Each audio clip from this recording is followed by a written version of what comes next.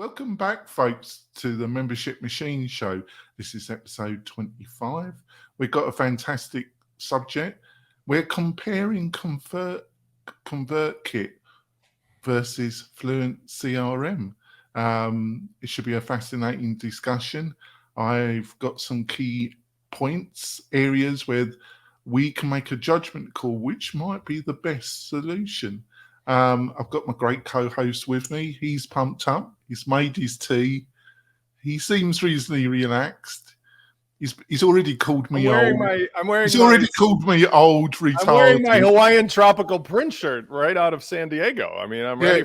It must be the high 50s in Chicago. Today it's 50. Yesterday was 82. Tomorrow it'll be 34. Then it'll be 76. Then it'll be 90. We have a big wheel in the city. They just spin it. It's not the wheel of food. What will it be today? It's the wheel of weather, is it? You just throw a dart at it. So, Spencer, would you like to introduce yourself to the audience? I definitely would, Jonathan. My name is Spencer Foreman, and I can't believe we made it. How many shows? 25 shows? Yeah, it is quite amazing. Tearing each other apart. Killing ourselves, you know. I am to be found at WP-Launchify.com, or my new portal is at SpencerForeman.com. I teach people how to do WordPress as a service for membership, marketing automation, e-commerce, and more. Yeah, extensive knowledge. So, like I say, we're going to be looking at ConvertKit and comparing it with what we both feel is the leading native WordPress solution in this space, FluentCRM. We've got I think it's going to be a great discussion. Before we go into the meat and potatoes of the show, I've got a couple of messages from our main sponsors. We will be back in a few moments, folks. This podcast episode is brought to you by Lifter LMS, the leading learning management system solution for WordPress. If you or your client are creating any kind of online course, training-based membership website, or any type of e-learning project, Lifter LMS is the most secure, stable, well-supported solution on the market. Go to lifterlms.com and save 20% at checkout with coupon code podcast20. That's podcast20. Enjoy the rest of your show. Coming back, just want to point out, if you're looking, we've got some great special deals from our sponsors. Plus, we've got a curated list of the best WordPress plugins. One of them is Launchflows, Spencer Forum Solutions. And they're all being tried by myself or the WP-Tonic team. They're the best of breed. They're all listed on the page for you, categorized. This will save you an enormous amount of time reading out-of-date blog posts or blog posts from the chocolate factory, as we call it. And to get all these goodies, go over to WP-Tonic/deals. WP-Tonic/deals. So let's go straight into it. Well, I've got to say the founder and CEO of ConvertKit, Nathan Barry, is one of my online heroes. You know, to say that he understood where to position ConvertKit. I'm talking this in business terms, really, Spencer. Nathan Barry. Yeah, he is one smart cookie, and he just done a fantastic job of positioning and knowing the market segment that he was pitching. So what's your thoughts about the founder and about the more larger picture of what ConvertKit does and how it positions itself in the market, Spencer? Well, we're also friends with Rob Walling here, who created Drip and sold it off to Clay Collins's group from Lead Pages. And what I would say is there's an origin story similarity. There was a time and place not that long ago where marketing automation which is a distinct difference from regular email list, was something that was very hard to do. And it was only expensively done through things like Salesforce or Infusionsoft or HubSpot. And then I think Rob was one of the first with Drip to really realize, and his origin story is of late, I've seen his videos, I really love them, as his journey from getting A to B to C. And he explained how marketing automation is really a distinct difference. And to build that was a sort of accident that he stumbled into, but he was at the same time, same place, I want to say, as Nathan Barry was. And I believe they're colleagues as well, where Nathan Barry was saying same problem, like for bloggers, because he was very big in the community of how to make content that you can sell on a recurring basis. He used to make these design guides and books. They both came up with independent solutions. And one of the things that I appreciate about Nathan,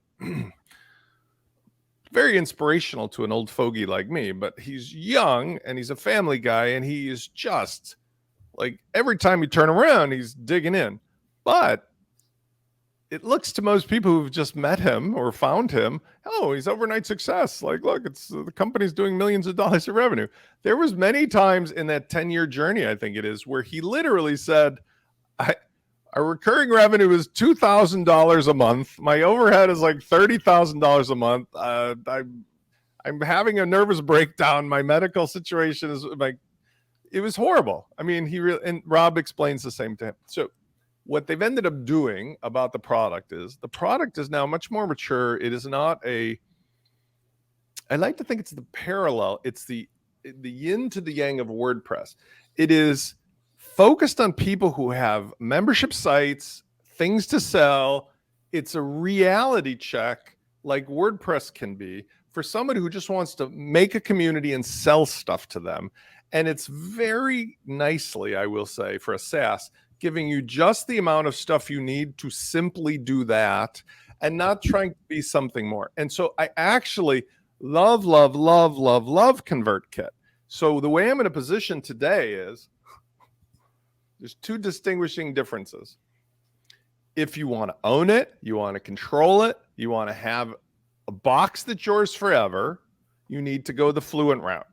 If you want a similar set of stuff that's being built for you that you can't own, you can't control, you really can't tweak and manipulate, but boy, oh boy, does it stay focused and is fairly priced.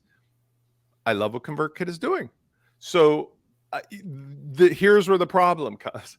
Some people go, well, I've got a Tesla that I own and control, and I've got a Tesla that I lease.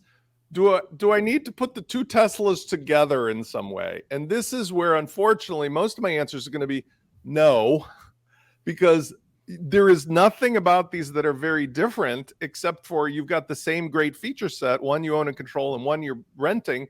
You don't need or want to put them together. So this is going to really come down to like, run one business on one, run one business on the other, see for yourself. But at the end of the day, you can't deny that one day Nathan could sell the thing off to GoDaddy or whatever, and bye-bye. Or God forbid, Elon Musk might buy it, and then next thing you know, your business will be disconnected. And that's not going to happen when you do it on your own.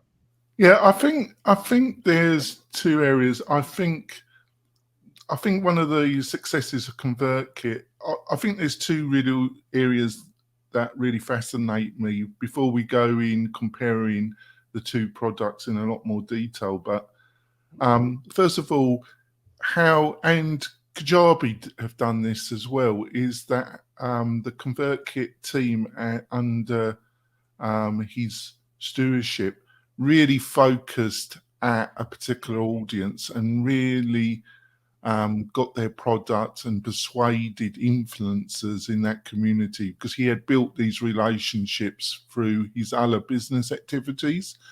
And it's kind of seen, if you're in that kind of YouTube author, influencer, coaching influencer market, you ask if you go onto YouTube, you go onto Twitter, you go onto Instagram, and you ask or put in a search, what's the best solution? ConvertKit comes up. And it's got its strengths, but it's also got its weaknesses. I think the other area was that compared to one of its biggest competitors, Active Campaign, it's a lot cheaper. If you're in that smaller list segment of between, let's say, 1,000 and 10,000 people, if you're in the bigger list and needing more sophisticated, the other thing I want to clarify that I'm correct about this, Spencer, is that ConvertKit, everybody's in one bucket, one list. If you need separate lists, you've got to buy another version, another ConvertKit. I think I'm correct. Well, that doesn't bother me depending on what we're talking about. Then, for example, in Fluent, people ask me all the time, Fluent lets me have multiple lists and then I can have unlimited tags. What should I do? I say, you want one list per business. Think of it like you're renting a hotel. You don't want to have 27 different rooms on different floors where things are going on. You want one big ballroom like the WordPress event, and everybody has a booth, tags that do differentiation or segmenting. And so from that standpoint, whatever the value proposition is of a one list, one account, that doesn't bother me on ConvertKit, because I don't think that people should be, like having multiple lists. However, the question does become like, are you doing like Fluent would allow you? Maybe you have 7, 8, 9 lines of business. Fluent, with WP Fusion's help, can allow you to have one single installation of Fluent to cover all of those businesses. I do that myself. So that's an interesting conversation. I don't know actually off the top of my head whether if you paid for them, whether you'd have a central dashboard for each business that has a list in the ConvertKit or not. I don't know whether or not. No, I'm pretty sure you only can't do that. That's one of compared. But if you're in that 1,000, 10,000 list area, which a lot of single entrepreneurs selling services and products online is, the price compared to Active Campaign is a lot more attractive, and you've got a platform that is aimed at that target audience.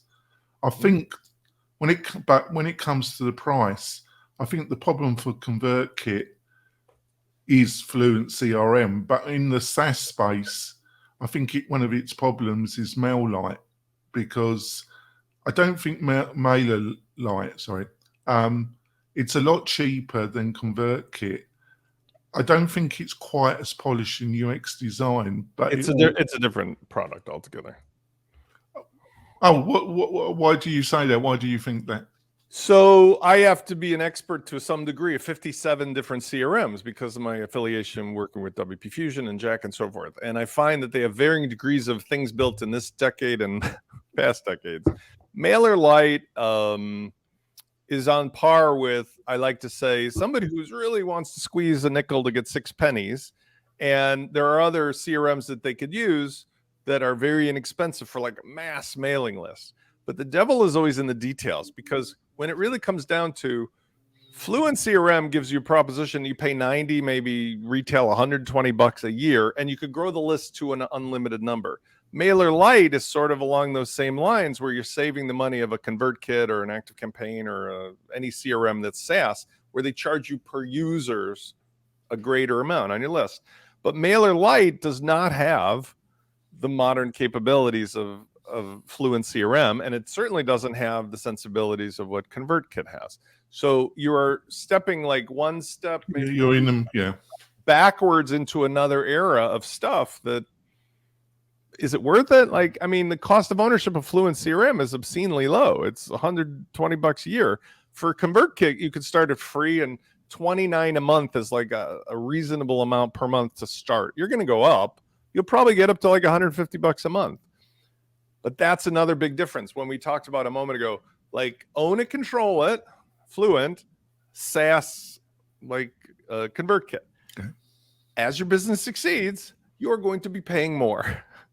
As your business succeeds, you are not going to be paying more. Might be relevant. The only thing I think I agree with a lot of what you say there, but what I think we got to clarify is when you say Fluent CRM is around $120, it won't physically send out the email. You will need some other service to work with it to actually physically send out. Well, let's talk about that though, because it's not really that difficult. The thing about it is, Well, you don't, but a lot of other people do. Let's talk about the mechanics. It's not that hard to talk about. You need a competent SMTP service. Okay. The easiest one I've used as of late, SendGrid. You pay $19 a month. You get 100,000 emails a month, for God's sake. Okay. Takes under 15 minutes to set up everything, including the copy paste a couple DNS files. Is it hard for somebody who's never done it? No, it's like on the level of setting up your Google email, Yeah, but you do have to copy paste a couple files into your DNS at GoDaddy. If you had help, it's no big deal at all. Once you've done that, for $19 a month, you've got the thing that sends all your transactional emails and your marketing emails all from your own site and domain. That's pretty powerful, because now you get to also unify the experience. Whereas, let's not forget, if you're using an external CRM, all that stuff that they're offering is happening like in a different Tesla. You've already got your one Tesla here in WordPress doing everything. Now you got another one in the garage, and it's like, which Tesla are my customers sitting in? It can get confusing. That's why I'm saying you really almost have to make a decision between, are you doing a WordPress solution or not? Because if you're doing CMS stuff, you're doing custom pages, all the stuff you can do in WordPress, I honestly don't think ConvertKit is necessary versus a FluentCRM. Yeah, so let's that was our introduction, folks. So let's go into some of the key points. Main dashboard. What do you think? I think, like a lot of WordPress solutions, I think when it comes to UX design, I think, and it's always a continuous discussion with a major plugin in the WordPress space. Do they totally take over the dashboard for their particular plugin, or do they try and work in the metaphor of the WordPress dashboard? Obviously, a SaaS product doesn't have that question. You log in and there's the dashboard. So my stance is, because of the realities of the platforms, I think that ConvertKit has a more polished dashboard.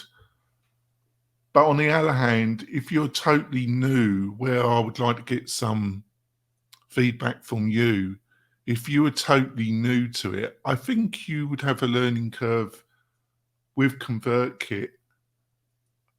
100%. And you might have a slightly more, I just don't think the FluentCRM is quite as polished, but I'm not sure if you're really new or you don't know anything about this, it's going to make a lot of difference.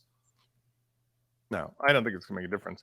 The last upgrade, I think it was version 2.8, just came out of the Fluent. They actually improved some of the admin dashboard navigation. Like if you go into the Fluent CRM tab now, all the main things you want to go right to are there, like context, tags, settings, general settings, and so forth.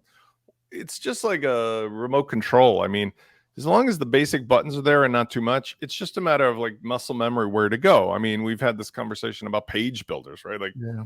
Oh, Elementor is so awesome. And it's really not necessarily true. It's just, I'm so used to Elementor.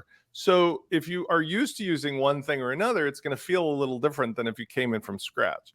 I don't read directions.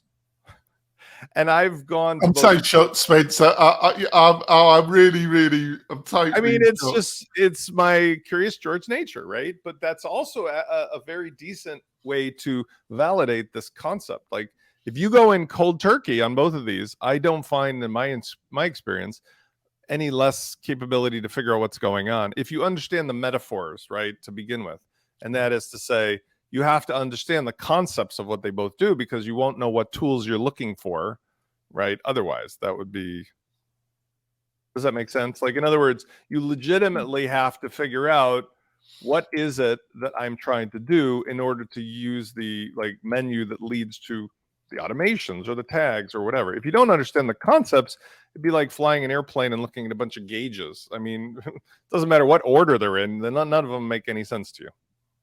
Is there any particular thing that you think you got that you can give some insight that makes setting up with Fluent or with, so basically you don't think there's a lot of difference when it comes to the actual UX design and metaphor of the two when it comes to actually utilizing them?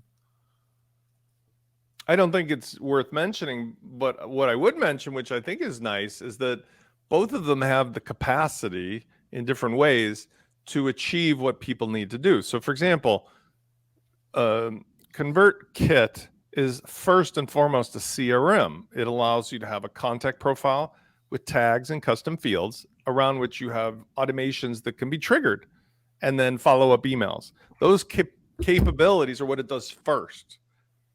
Most CRMs stop there, and they should stop there.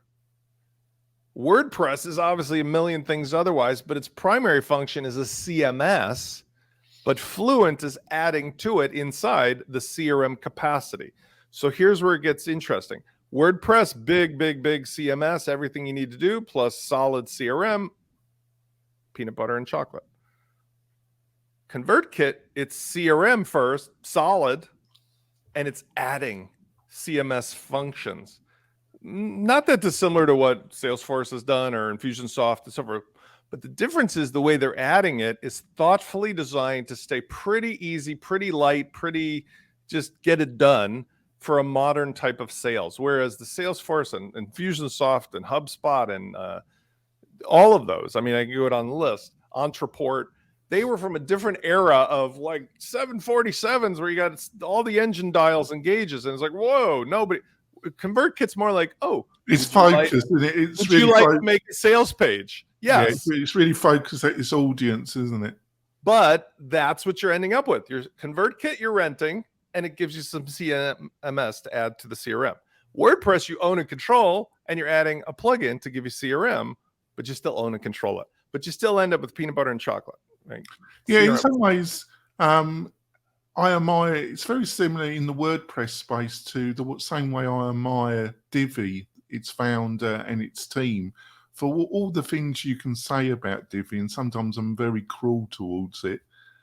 They just, its founder, the team, I feel they, unlike so many in the WordPress space, they really understand their audience. They really understand who they're targeting and who, through their verbiage, through their offering, they really understood from day one their audience, which is something rare in the WordPress space, isn't it?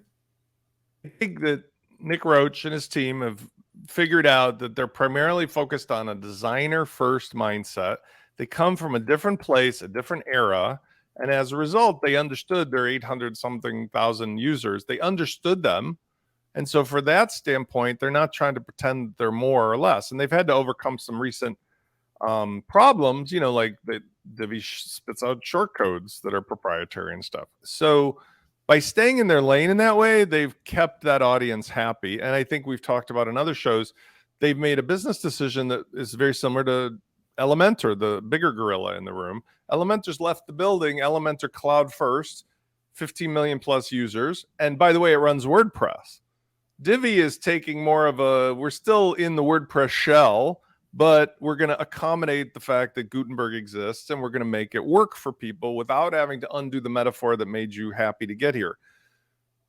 ConvertKit's basic premise, which I like, is they've chosen an audience of basically people much like Nathan who have some kind of digital content that they want to sell once or in a membership, and they've just decided to add just enough CMS capability to make most people happy. But I think you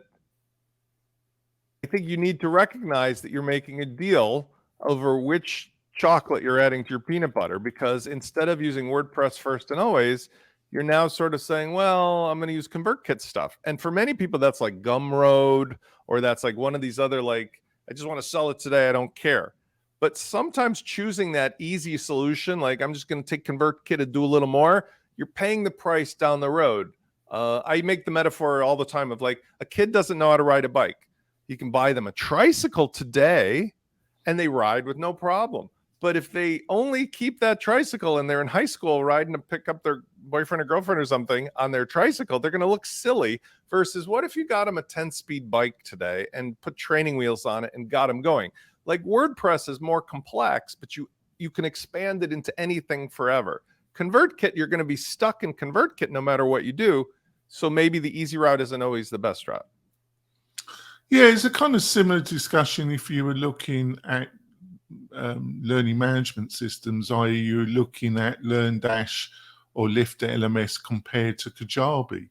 It's exactly the same argument, isn't it? I think both Kajabi and ConvertKit, you have a lot of other products that are very good at making out they're easy, blah, blah, blah, and they're not. And to some extent, you could apply that to these two, but there's also some substance to it. In some ways, they overemphasize it, but there is some meat on the bone, as I would say, that you get a unified interface. And if you're a certain mindset, it is with some of the key functionality aimed at a particular audience. So the audience that they're really aimed at is similar, Kajabi and ConvertKit. I think we're going to go for our break, folks, and then we go through the list that I've got, and then we have a roundup. It's been a great discussion so far. There's so much misinformation out there, folks, mostly driven by affiliate marketing. Me and Spencer, we're independent voices to some extent in this. We'll always be honest to our audience, and that's why I think the podcast is really growing. Thank you for joining us. We will be back in a few moments, folks. Back. I'd like to point out, if you're looking to host your WordPress website and have all the key plugins and functionality to build your membership website or your e-learning platform on WordPress, have a look at what WP-Tonic's got to offer. Me and my team, we've got over 15 years experience in the WordPress space. We just specialize in membership and learning management systems. We provide a load of the key plugins, advice, consultancy. We set up all the marketing, email, basic functionality for you. It's a great solution. Just go over to WP-Tonic and become part of the family. We love to help you. So we looked at the dashboard, adding new subscribers. Do you think there's anything fundamentally that people got to know about adding new subscribers, or do you think both solutions are quite similar when it comes to that? Mechanically, the process is identical, but ConvertKit actually has a couple advantages, I would say, for the newbie. Number one, the nature of what it does is first and foremost to take somebody in from a form. So everything they do, it just has the form sort of built into it, and you can customize it. But like, it started as just that, so obviously that's the one feature set that's built in.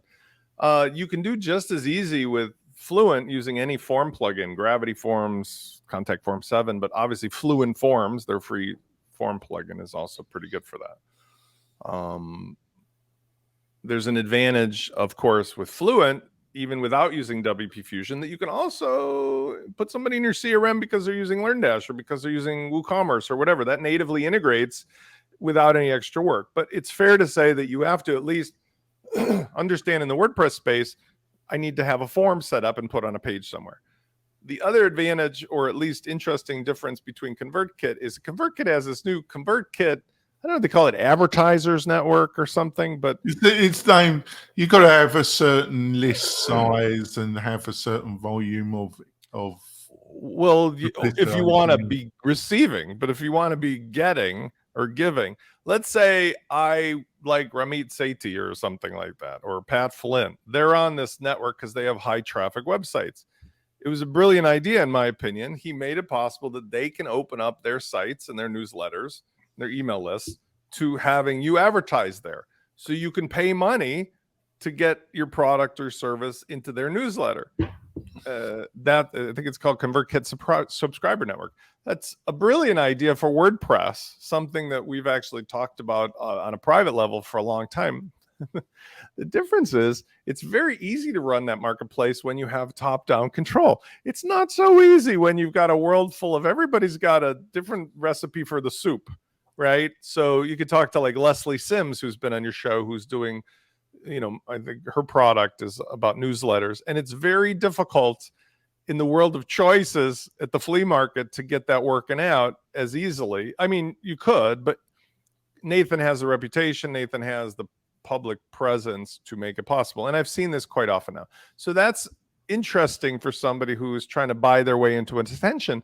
Maybe it's better to buy your way into some big name newsletters than to spend money with Google and blow it on AdWords or something like that.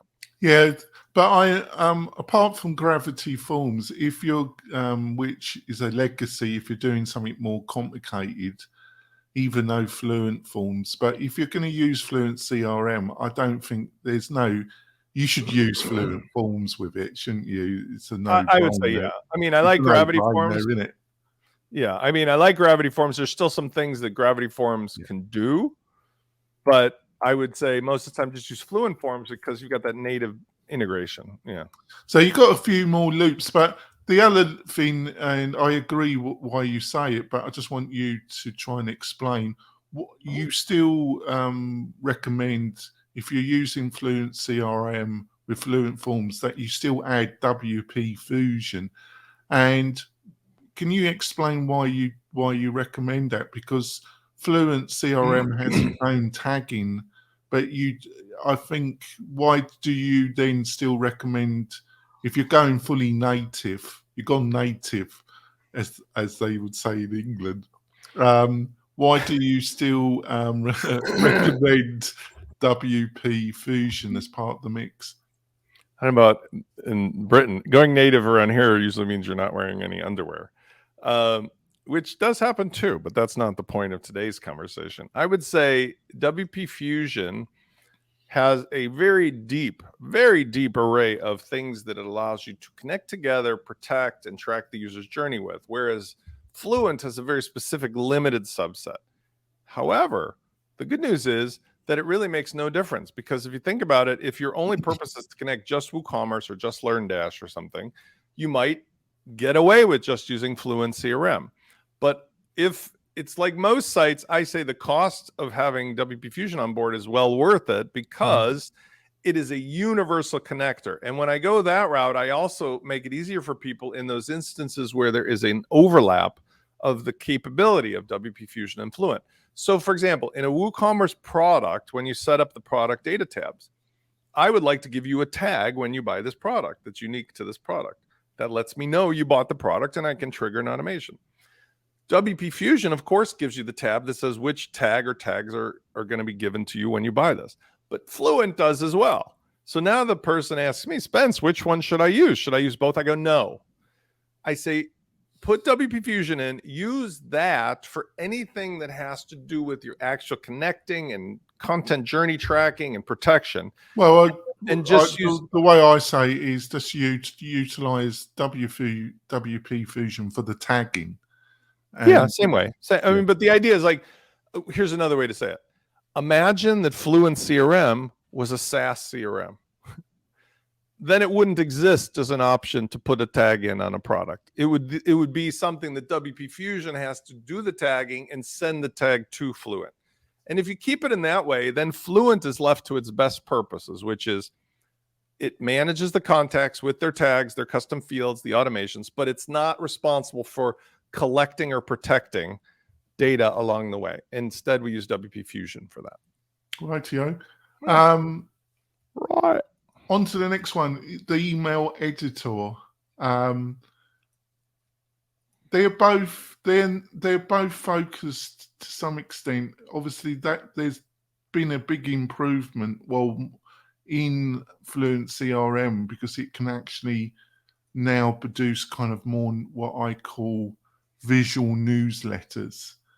But both traditionally have been aimed at producing more text orientated, more plain looking email that don't end up in the newsletter folder of Gmail. But what's your view of both email editors?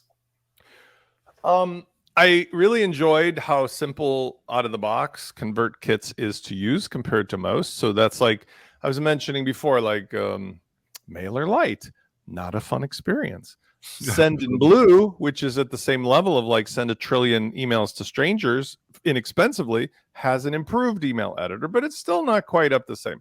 So I would say ConvertKit is quite easy to use to make simple stuff, but the devil's always in the details, like beyond the simple stuff. Then when you want more granular control, sometimes it falls down. You can always use a third-party HTML5 email creator and paste in the code, which is nice because they both let you do that. Fluent has an interesting scenario at the moment where it allows you to either use HTML5 natively, like paste in from somewhere, use the Gutenberg blocks, a limited set of them, but still Gutenberg blocks, which is nice.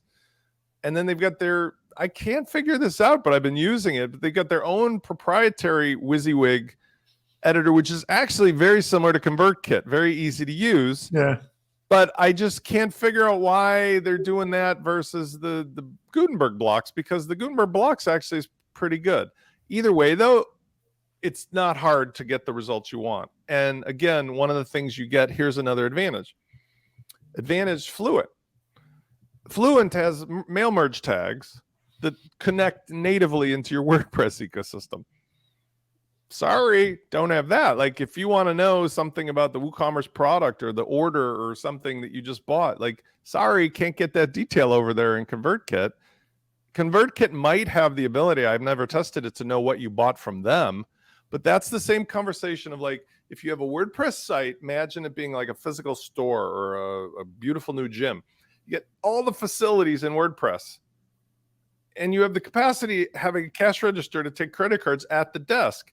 Like, why would you confuse the customer when they come in and go like, oh, you want to sign up for the Peloton class? Yeah, go down the street around the corner to my friend at ConvertKit, give them the money, then come back with a receipt. And then, by the way, later when I'm doing my books, I have to call up the dude in the trailer at ConvertKit, like, hey, give me all the money you took from people because I got to give it to my accountant to merge with the money I took on my WooCommerce place. It doesn't make sense. You see, that's where that pick one comes in. Either do it all in one business on ConvertKit, do it all in WordPress. Not an easy choice. I would say ConvertKit does better if you're not selling and instead you direct people from the newsletter or from the ConvertKit mail to your WordPress checkout. That would still make sense to me. But don't see, this is where I get pain. Like I get a little indigestion because I like ConvertKit. I like it. But I'm going to reveal to you like my ultimate conversation. I've been talking about LaunchKit for a year. It shouldn't be any secret because I've been talking about this for 17 years. I already have a WordPress kit that does what ConvertKit does, as simple as ConvertKit, but it's WordPress. And that's the point because it doesn't compete with them. It's a choice. And for good reason, much like, look, is California beach better than Florida beach? I don't know. They both have water and sun and sand, but you clearly have different reasons to go to one or the other. And I think these are the things we're helping people understand. If you ask yourself, do I want to do more with my WordPress site? Do I need a site that has content and custom this and sales funnels, LearnDash, all that? Just go WordPress. That's it. Thank you, Nathan. It was nice to talk to you, but I don't need ConvertKit. I'm going to do WordPress and Fluent. If on the other hand, you just got like, hey, I got one little tchotchke I want to sell, and I want to have a really big newsletter, and I want to advertise with other big names, ConvertKit might be a compelling thing to do. Right. So let's go on to A to B testing. Where do you think both compare there? I mean, Fluent really doesn't have, to my knowledge, A/B testing. I mean, it's not come on the feature set that I'm aware of, but there's plenty of tools that do that in the space. So for example, the neat thing about Fluent is you have WordPress. So you just set up A/B testing with one of the many tools. There's, plugins that do it. There's services that do it. You just have page A, page B. the WordPress URL has the logic in it. So you put the same URL into the email, the newsletter, the button, and WordPress handles the person when they come to that URL. Yeah, my spin on this, folks, is based on my experience, is unless you're sending out a lot of email, and that probably won't be ConvertKit. You can send out a ton of email through FluentCRM, depending if you're what backbone service you're utilizing, and you're not spamming people, so you get suspended.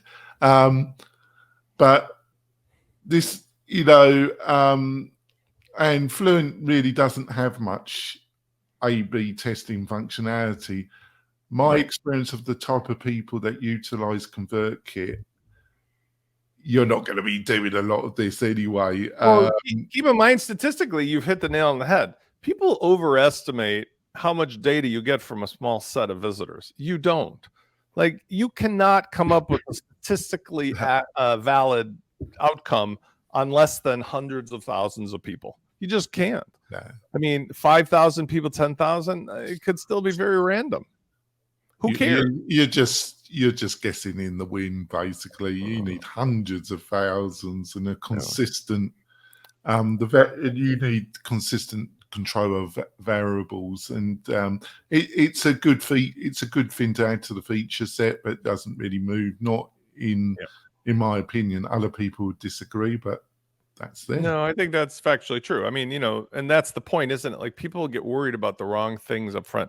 I have several customers that are in the EU, and they're very concerned, maybe rightly so, with security and privacy and other compliance laws. Oh, it's just on the top of, instead of concentrating on running their business, they just worry about that, don't they? I mean, maybe rightly so. But the point is, as an attorney and as somebody who knows the reasons, and being here in America, I have a slightly different answer for people in the United States. Like, stop worrying about it, right? Like, just get it out of your head. And you've said you've seen some of your clients in the past who spend so much time fussing over the details of their design, they never publish their course. So I would say for most people, the point is, try to triage where things really make a difference in your business and worry about those first. A/B testing is, who cares? Like, just. Well, I know what really matters, folks. Sales. If you don't get any sales, you've got no business. So everything else is just extra. I'm not telling you should do highly illegal stuff. I'm not. But apart from that, I mean, it's just it's sales that matter. Logic. Yeah. Let's go. What about automatizations? So they both. I would say FluentCRM is at a much different level. It's at the level Active Campaign, or some of them, or but to be fair to ConvertKit, I think for what its target audience, it probably does what they need. But if you're really looking for that flexibility, it's a win for FluentCRM. What do you think? You have to also keep in mind what you're actually capable of doing. So back to my point of, if you're in WordPress and you've got WooCommerce, if you've got LearnDash, if you've got lots of other things, there are lots of things that are data points you could use to trigger an automation. Did somebody buy this product? Did somebody start this course? Did somebody click this button? When you're a ConvertKit, guess what you got? You got nothing. You got email and you got those sales pages. So did somebody open my email? Did somebody click this link or that link? Did somebody click but not open? Like, there's all these things that are about email or about the sales page. That's it. Whereas in WordPress, you have a million other things that you could get granular about. And then what do you do about it? So in WP Fusion, Fluent, WordPress world, you could have an actual thing happen on the website as a consequence. You can't take something without WP Fusion that happens in ConvertKit and make it work on WordPress, which is back to my conversation. So you're in ConvertKit, you love it, everything's great. You do something that you track, and you want to have the change in ConvertKit on the user's contact profile to do something different for them in WordPress. Well, you need WP Fusion. So now you're back to like WordPress, WP Fusion connected to ConvertKit, and you're paying for ConvertKit. why wouldn't you have just used Fluent in that case? You know what I mean? That's where it gets like, you can't really connect the two because it's Reese's Peanut Butter Cup, Reese's Peanut Butter Cup. You don't need both of them. You need one or the other. Once you start bridging the gap, you're back to like you only needed one or the other. Right. On to the next one. I'm getting hungry for some Reese's. You know, because you keep talking about deliverability. I don't know what. Well, you know, if you're utilizing a quality backbone delivery system like SendGrid, you're not going to have a problem with Fluent. There's some other players out there, but I agree with Spencer. It's the one that we provide as part of our hosting.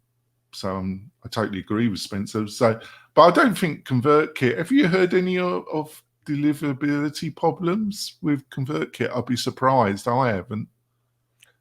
What people don't realize, and I can't speak for them, but I'm going to bet they're using some Amazon SES, is that there's only about 7 or so primary SMTP services around the globe. And this is a consequence of the naughty spammers basically taking away all of our ability to run our own SMTP server like we can for a web server, because they're basically saying, look, these are the authorized companies that amongst ourselves we will trust to relay other ones in this group's mail. And they monitor and crack the whip, if you will, to make sure that nobody violates the rules in their own little group of customers. And if you do, that's where you get excommunicated, rightly so. So it's nearly impossible to have any deliverability unless you're using one of those services, even for a SaaS. So I think there was some irony, like I'm pretty sure it was Landon Ray at Entreport, but he, and I forgive me, it's either him or Clayton Mask at Infusionsoft. I'm sure it was Entreport. They got busted. No, it was Clayton Mask. Sorry. They got busted with the fact that as Keep grew out of their disastrous rename back to Infusionsoft, it was revealed that, oh, by the way, we're actually not using our own product for a CRM or for sending. We're using like Salesforce through Amazon SES or something like that. So it was like ironic to the nth degree that the thing they're selling was not a tool they themselves used. And I think that's an example of the world we live in. You know, infrastructure is infrastructure. I'm in Chicago.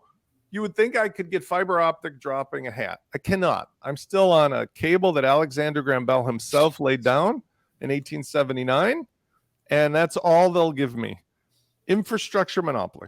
I tell you, but folks, I was on a very popular Facebook group a couple of days ago, and it's around one of the WordPress leading, it was actually LearnDash, and some poor soul was asking about the best email marketing automation service. Some poor soul on there looking for some honest advice. Some Ponce Keep certified implementer chimed in and said, you should use Keep. And I kind of butted. I said, you got to be joking, aren't you? You know, and I thought, you bugger, you know, this trying to recommend Keep. The Kool-Aid is deep over there, but, you know. The Kool-Aid pool is deep over there. To say that, I thought, how can you live with yourself recommending that piece of crap? I mean, it's like politics. It's like politics today. The problem in the WordPress space is there's an ecosystem of people at the flea market who find one booth one Sunday of somebody that had something that was clever, and then they perpetually think they've discovered the best solution ever, but they're immune to the reality of what might really be true. And Infusionsoft is like the original drink the Kool-Aid and use this no matter what. I mean, there's interesting examples in the yoga space or the fitness space, like MindBody Online. I mean, it's mind-boggling that when I professionally dealt with all these yoga instructors and studio owners, I would call them up and say, what do you use? MindBody Online. Why? I don't know. Everybody's using it. That's it. That's their answer. Same with Infusionsoft up until very recently when they well, you always know a product it's got some problems when it has to rebrand itself, doesn't it? Because it's got which one? MindBody Online? No, keep and Infusionsoft to keep. You always know you got a slight problem when you got to rebrand it. I mean, they've already gone through this because he explained it finally. He took private equity, Clayton Mask, and those guys ran the business into the ground, barely escaped with their dying breath. But by then, they went from being like one of 3 to one of 55 companies, and they were not any longer like holding all the cards. So that's how ConvertKit or Drip or any of these other ones, MailChimp got sold for $50 billion. Like they gave up their lead, like dropped out of the marathon, and then everybody else caught up and passed them, in my opinion. There are people who still use Infusionsoft, and they tend to come from the digital marketer legacy world, right? The San Diego Mafia, I like to call it, where they used to have an annual meetup. And what do you use? You use Infusionsoft. Oh, we're affiliates, by the way, for them, and so forth. But that's how it went. Yeah. On to the next one, landing page builder. Well, I'll be interested to see what your advice is, because this is a strength of ConvertKit, but it's the way your attitude towards it. FluentCRM doesn't provide a internal landing page system. ConvertKit does, and the build is quite snazzy actually. I've utilized it and it's quite effective. So what's your thoughts about this? Because people would, I think if they're looking at the two, this might be an area where FluentCRM just gets brushed off. It doesn't have that feature, so we're going with ConvertKit. Well, again, that's a true statement, but that's the mistake, isn't it? Because, for example, I was just indicating, and I've talked in other shows at great length, but that'll be part of my 2023 initiative. You've been going on other shows, I have. I was going to say I've been cheating on you heavily. I was on Cadence Amplify. I was on LearnDash. I was on Ron Card's show. I was on with Chris Davis. All the fruit is coming off the tree now. But what I want to use as a metaphor is this: without talking about headless or the potential for WordPress where you don't like literally do anything that faces front. Just imagine a current WordPress site where you strip out the page builders and you're a simple stack. And let's use Cadence because I feel like they've got all the tools you need. Okay. I won't argue the other ones, but like if it just had Cadence blocks, WooCommerce subscriptions, WP Fusion, launch flows, and LMS, you're essentially done. Okay. Competent hosting. Now, here's an interesting thing. If you're doing sales pages, like for sales funnels with launch flows and so forth, one way to put the pages together is using Gutenberg blocks with Cadence. It's copy, paste, simple, it's easy. But what about if you took it one step further for simplicity and you had a company that had employees that they don't know how to do anything Gutenberg, don't want to? Guess what you do? You just mosey right over to canva.com for free. Canva is a pretty like output builder, a page builder, is incredible. My mother could start building beautiful things on Canva by just choosing anything pretty. And then with the stack I just talked about, you can have a link that takes any product and immediately puts it into your custom checkout on the WordPress side of things. So imagine the WordPress side of things is just black and white and gray all over, generic, maybe with your logo. It's the engine. But on the front end, you're just using pretty pages on Canva and you just assign a link to buttons or buttons. Canva lets you host the pages for free. You can put your own domain on them, subdomain. But now you've got this really amazing thing that like you want somebody to sign up for your website. You want somebody to buy stuff and you've got 100 different things to make. Just make them pretty for free in Canva, paste the link to your WordPress engine and you're done. And no, you're not going to appreciate this observation. You've spent about 45 minutes just telling people that they should choose. You've got two choices. Either you go ConvertKit and that, or you go native. You've missed my point, so I'm going to say it. Just go. No, because you've missed my point. Okay. The stack of WordPress with everything you do for your content, the thing you're selling, my LearnDash or Lifter LMS courses, that's WordPress. My products, my sales funnel checkout, that's all WooCommerce launch flows, the FluentCRM for tracking and tagging with WP Fusion. That's all inside of there. It's an engine. What I'm specifically answering is number 8, landing page builder. What is a landing page? That is nothing more or less than like a billboard you stuck to a wall or put up on a pole.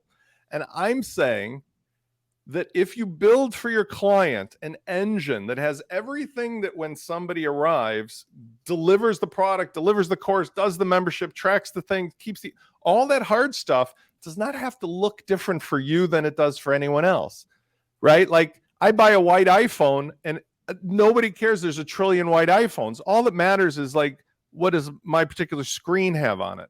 Well, WordPress as an engine, as a service, can be associated with any kind of third-party stuff.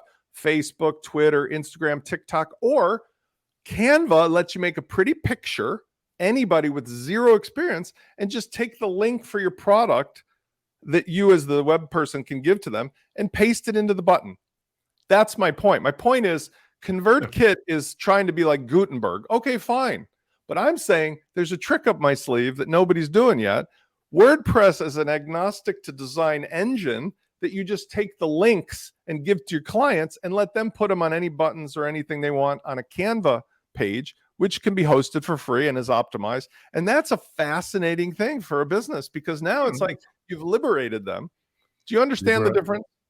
Well, I'm following it, but I think, I don't know for sure, they've given me no inside information.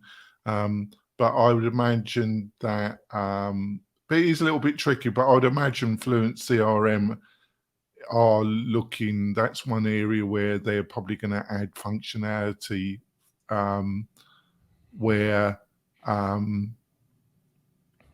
you could build in FluentCRM landing pages. But I suppose it's a little bit tricky because you've got to have the form functionality and they've got a separate plugin, Fluent. No, you're missing the point. So Fluent has forms. Fluent actually through Fluent Forms can sell with Stripe, much like in ConvertKit, you can sell with Stripe. Both of them allow you to build landing pages. On the Fluent side, however, you don't actually need to build the landing page with Fluent because you could build the page out of anything in Gutenberg or whatever your page builder is. And furthermore, you don't have to sell with Stripe. You could sell with WooCommerce. And because they bought the WooCommerce product, they get put into the FluentCRM anyway. But I'm taking it one step further and saying, fine, you got two level 1 page builder in the CRM. Level 2 in Fluent, you got WordPress as the page builder. I'm saying level 3 is you take the mechanical link to the product being thrown to the checkout and you build with any outside tool you want. A Facebook ad, a Twitter video, a YouTube thing, even a Canva page, put that link on something for your call to action. Boom, the person comes back. And I totally understand what you were trying to explain, but I think you also got to take into consideration that you've got over 20 years experience. I'm just trying to place myself into the kind of average person that ConvertKit has been so effective at marketing at. The difference, but hold on. Let's use this as an example. Here's a remote control, 4 buttons on it, right? I could hand this to my mom, and I've actually done this. My mom's hilarious because she'll take a remote control and she'll hold it like this. Like I'll be like, Mom, you're covering the infrared transmit. What do you mean? I'm like, hold it like this. She's like, okay. And okay, but besides that, there's 4 buttons on it. In WordPress, we agree that the page builder of Gutenberg has made it now into the finish line of like simplest way possible to make something pretty, but it still takes a lot of effort to learn how to use Gutenberg, right? Even if from scratch. And in ConvertKit, we can agree that as nice and easy as it is, you still have to get pretty familiar with building stuff to use ConvertKit page builder.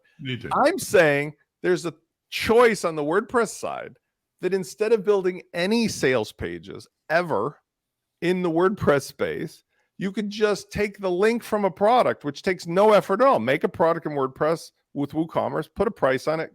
Launch Flows gives you a link. Put that link onto any pretty image you create in Canva that's hosted and it becomes an instant sales page. That is easier than everything you're talking about. Yeah. That's the point. But nobody discusses it because, quite frankly, Nathan is brilliant at marketing, and he had a big audience, and he's made ConvertKit as it should be a great choice, just like Gumroad was at the time, for people who just like, listen, I want to just get going fast. And I'm trying to say WordPress's big problem is we kill everybody on every possible feature, but it's in the middle of the flea market, and Matt Mullenweg isn't letting anybody get over that anytime soon. So we have to be vocal ourselves. And that's where my most amazing success this year has been, on finally talking about, hey, you know what WordPress can be?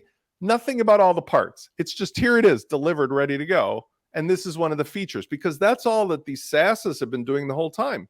They don't talk about, oh, look what we did on the code of our SaaS. They're just like, here's the features you see. And that's what WordPress needs to be going forward. And we've talked about that. All right. So that's all I got to say about that, Jonathan. That's nice. So let's look at pricing. So where are we? Because obviously ConvertKit has a free, but you can't really fundamentally use the free. I think the other one up is $29.99, around $30 per month. But it's okay if you're around 1,000, but if you start encroaching 5,000, between that 5,000 and 10, you're looking at from $70 to $100 compared to Active Campaign. I'm looking at the calculator here. Hold on. Yeah. So, right, you start out, by the way, they have very fair offers. Because, for example, you could start for free. You could do they're not deceptive like the chocolate factory, are they? Don't even get me started. The thing that I really love, they have amazing training. They have great stuff. They do send out follow. So they could not be better for their clear, concise education follow-up and offers. But more importantly, although I don't like the fact that their Stripe integration does not allow you to manually put your test keys in there. So here's one hiccup I found. I use the free account. I want to test it to see what the checkout is like to use their built-in. And I have to connect it to a real Stripe account, which means I have to validate the real Stripe account, or I have to use my own real Stripe account. That's actually stupid, because they should have just a test experience that you could click a box. That's something that I do for every single client in WooCommerce. It's like, here, keep doing this on the test thing until we get it right. Okay. But beyond that, after you're done, they actually say, you know what, we'll give you 30 days free, more if you want. They're really interested in getting you on board. But when I move the slider from $300, which, by the way, let's say Creator Pro is the comparable to WordPress. It really is. You need okay. When I move it up to, let's say, 1,000 people, I'm at $59 a month. When I go to 3,000, I'm at $79 a month. Hold on. When I go to 5,000 people, which is not that's not a huge number. That's between the 3 and 10,000 is probably. I don't know if you agree. Is probably their average target. Would you agree with that, or do you? I would say most businesses get to 2,500 people very quickly on a mailing list. But hold on, let's just use 3,000 as example. I said a month, $79 a month. That's 790 plus 150. That's essentially 930 something dollars a year. Okay. And if you pay by the year, they give you 66 a month. So it's still $790 or $800. Fluent is $90 on sale, $120 on the regular. Okay. So what if your business succeeds amazingly and you're up to 5 or 10,000? At 10,000 on a monthly, you're at $167 a month. You're talking $1,800, $1,900 a year. And growing. If you really go crazy, you've got 100,000 people, you're at $900 a month. You know what you're at on Fluent? $90 a year. Okay. And remember, it was $19 a month to send 100,000 emails. With, with your backbone, I'm just saying, this is where the tricycle, and you become really good at riding and you become a two-wheeler eventually, or you would, but you're on the Tour de France, Lance Armstrong riding his tricycle that he got when he was 6 years old. Never has happened, because the equipment needs to grow with you. You don't own and control this equipment. So besides the danger that Nathan sells off to some nefarious company that is going to shut you down because they don't like the way you look or your politics, and besides the fact that you can't do the direct stuff, as soon as you go out of baby steps, you immediately at a literally 300 people is where you go past break even, because 300 people is $29 a month. That is already almost triple what it cost you for Fluent.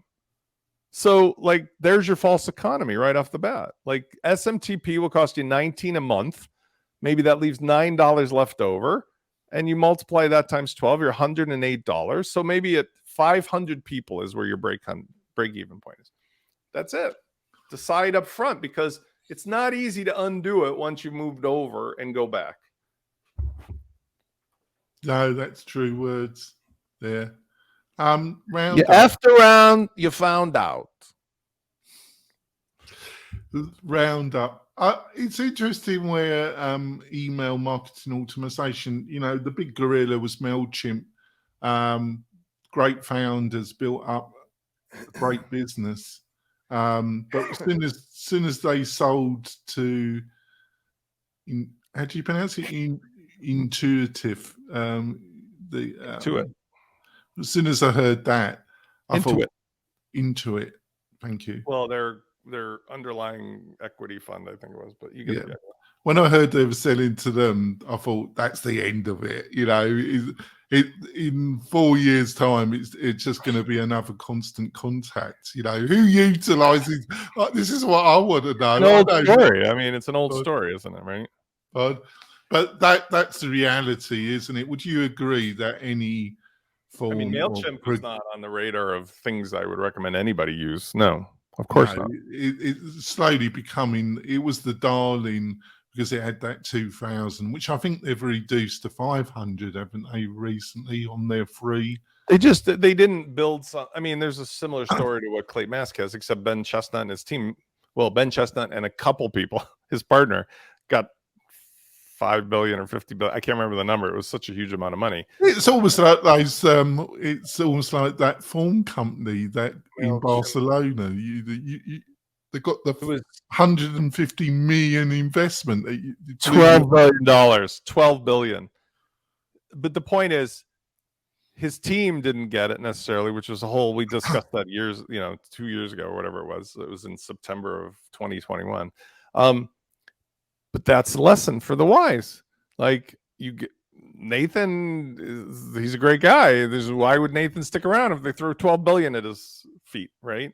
So that happens, and it goes over to Intuit, and next thing you know, things suck. And too bad for you, because this is the underlying lesson for 17 years that I've been talking, because I came from Ning. When I built my first company providing widgets and solutions for work and play on Ning, Mark Andreessen and Gina Bianchini and their whole team of lawyers and all the rest in public lit the house on fire to spite all the 12,500 people who made the bad decision to think such nice people to deal with.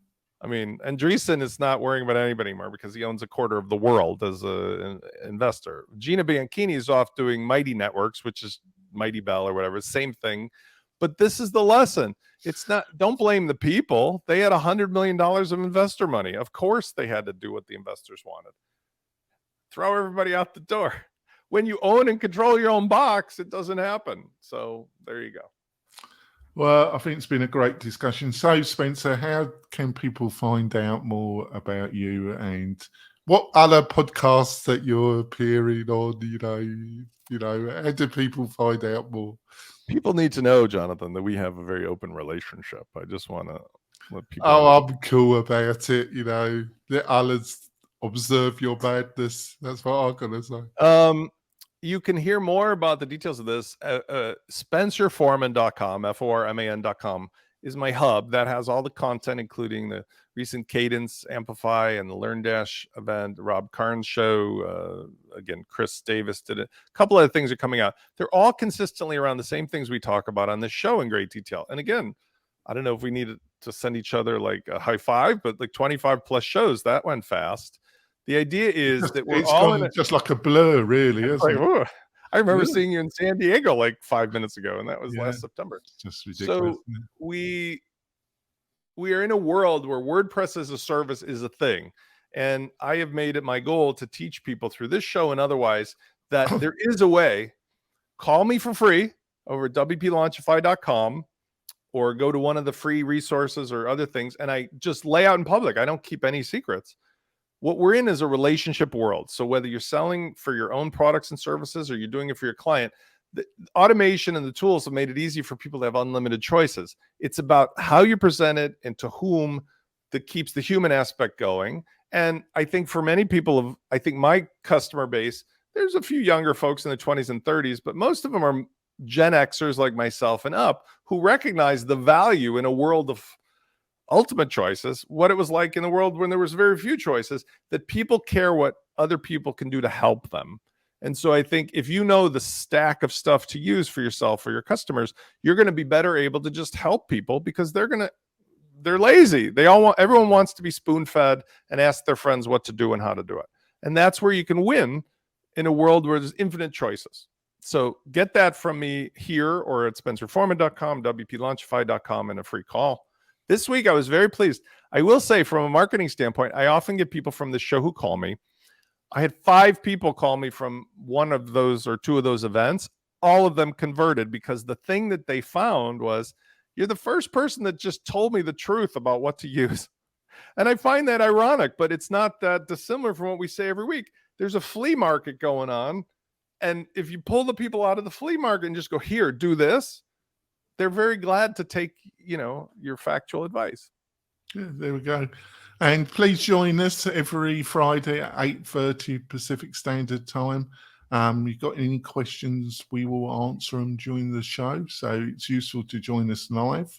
You find that to join us, just go to the WP-Tonic YouTube channel, or you can join the Membership Machine Facebook group, and you can watch the show live on that as well. Plus, me and Spencer are admins on that group. And if you've got any questions, you can ask them there. And we've got a great community and it's totally free. So join us there. You'll find all the links to these areas in the show notes. We will be back next week. We'll see you soon, folks. Bye.